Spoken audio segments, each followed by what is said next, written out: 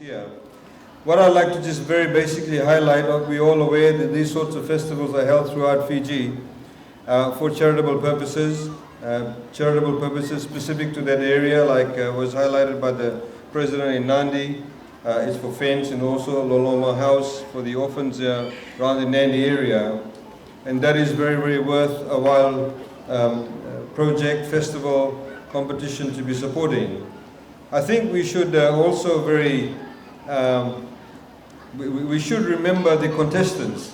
I always find it very, very hard to comprehend how a group of people can put themselves for 1 week under the microscope by all the members of the public. I think they're very, very brave to do that, and I think we should put our hands together for them, because they leave themselves open to public scrutiny. You watch them everywhere they go, they parade in front of you on the stage.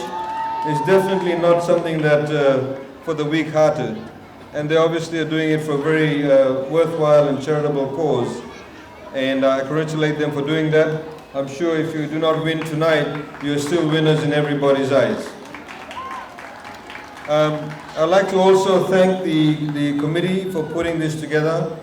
I'm sure that there are many issues faced by many of the committees, but the idea is to have a positive approach to it, and I'm sure with the community collaboration partnership, some of those issues can be resolved. Once again, ladies and gentlemen, the last but not least of all are the sponsors. And without corporate sponsorship,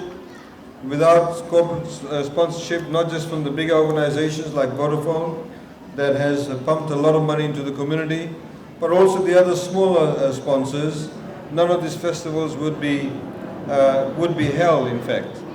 So thank you for all of them. I wish you all a very good evening, and most of all, I wish all the best to all the contestants, and I'm sure we will all now have very good entertainment and find out who the winner is. Minaka, thank you.